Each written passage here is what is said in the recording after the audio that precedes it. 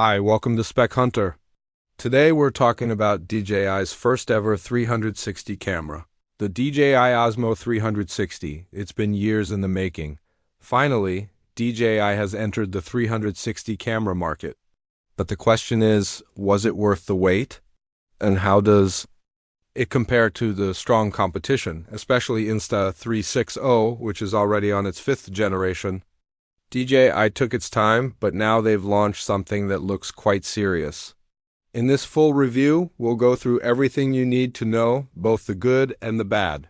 Let's start with the design. The Osmo 360 looks very different from other 360 cameras. It has a square-shaped body and is very lightweight at just 183 grams. That makes it easy to carry in a bag or even in your pocket. Despite its small size, this camera is packed with power. It features dual 1-inch sensors and can shoot video in 8,000 up to 50 frames per second. These are high-end specs for a first-generation device. DJI is clearly aimed to make a strong impression right from the start. Most 360 cameras use rectangular sensors, but DJI went with a 1.1-inch square sensor. This gives you an f1.9 aperture, which is great for low-light recording. The camera also supports 10-bit video, which gives you richer colors and smoother gradients. You can shoot in either normal mode or in D-Log-M, which is DJI's flat color profile. D-Log-M is ideal for editing because it protects highlights and shadows.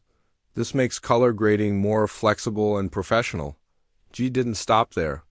The Osmo 360 includes 105 gigabytes of built-in storage, and you can also add your own memory card.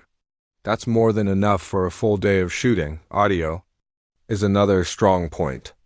DJI included Osmo audio support, so if you have DJI's wireless microphones like the Mic Mini or Mic 2, you can connect them directly without using cables. This keeps your setup clean and gives you better sound quality, especially in outdoor or action situations. Now let's talk about video quality.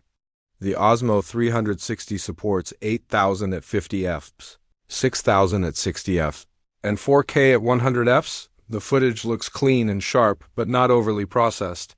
Dynamic range is solid and the image has a natural look. Thanks to the 10-bit support, you get more detail in both bright and dark areas. Using D-Log-M helps retain image quality, which is perfect for content creators who like to edit. There's also a super night mode for low-light shooting. In this mode, you can shoot 6K up to 30 FPS and 8,000 up to 25 fps. The camera adds sharpening and noise reduction automatically to improve footage in dark conditions. The camera also features 2 different shooting modes. You can use it in full 360 mode, which records using both lenses. Or you can switch to single lens mode, turning it into a regular action camera. This is great because it's like getting 2 cameras in one.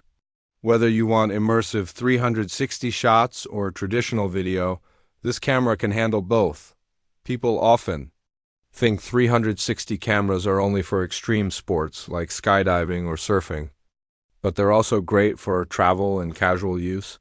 I often use them for family vacations or road trips. You don't need to worry about framing your shots. Just hit record and the camera captures everything. Later, you choose the perfect angle during editing. It saves time and lets you enjoy the moment without worrying about the camera. With 360 footage, you can show what's in front of you, behind you, or to the sides all from one clip. This gives you full control during editing.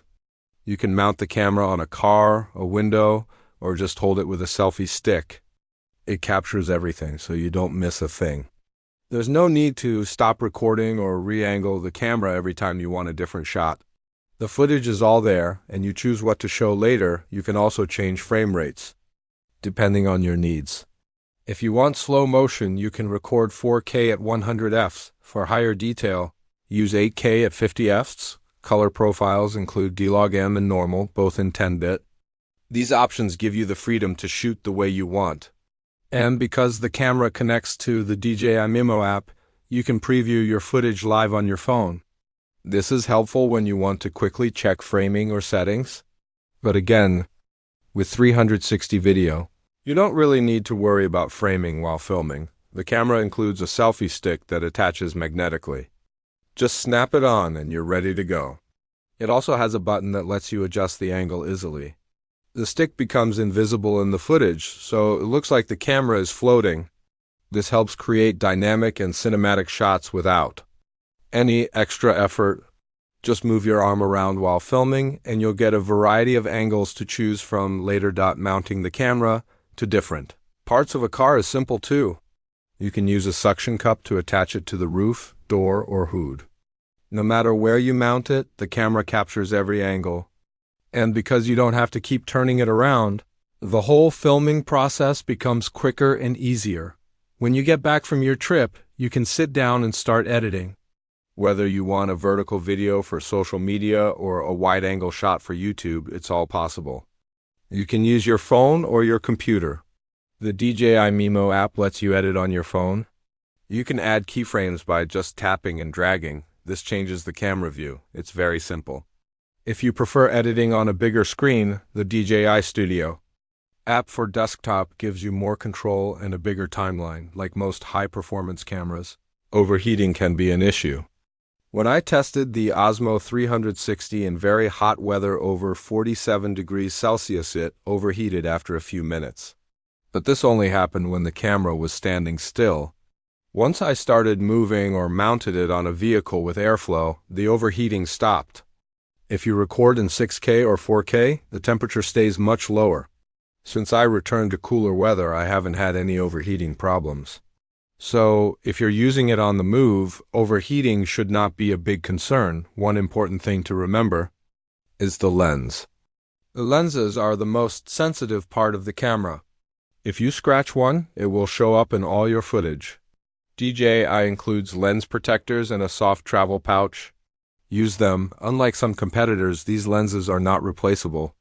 If they break, you'll need to send the camera in for repair. That's something to consider. Battery life is another strong point. The camera uses the same 1950 mAh battery as the DJI Action 5 Pro, so if you own that camera, your batteries will work. Here too, with the screen off, you can record in 8,000 for up to 100 minutes. That's excellent. If you buy the Adventure Combo, you get 2 extra batteries and a fast-charging case. This gives you enough power for a full day of filming. The Osmo 360 is also waterproof. You can take it down to 10 meters without using a case. That makes it great for snorkeling or beach trips. Just rinse it afterward to keep it clean. So, what's the final verdict? Is this camera worth it? Honestly, yes. It's not perfect, but it's a very strong first effort from DJI. The overheating could be better managed. It would have been great to have replaceable lenses. But overall, the video quality is excellent. The 1-inch sensor helps deliver clear, sharp footage. The ability to shoot in 10-bit D-Log-M is a big advantage. You get more control and better results in post. Osmo audio support is a major plus. Wireless microphones make filming much easier and more professional. Being able to switch between 360 mode and single lens mode gives the camera more value. You can use it for vlogging, action shots, or immersive 360 experiences, all with one device. If you already own something like the Insta360X5, maybe you don't need to upgrade. But if you don't own a 360 camera yet, this is a fantastic choice. DJI has packed a lot of features into a small, lightweight body. It's easy to use, fun to film with, and powerful enough for serious creators. The Osmo 360 comes in different versions. The one I recommend is the Adventure Combo. You get more batteries, a charging case, and all the extras you need for a full day of shooting. I'll leave the product link in the description below. Let me know in the comments if you have any questions about this camera. I always enjoy reading your thoughts. Thanks for watching. If you found this helpful, make sure to like the video and subscribe to the channel. And don't forget to hit the bell icon so you don't miss any new updates. See you in the next one.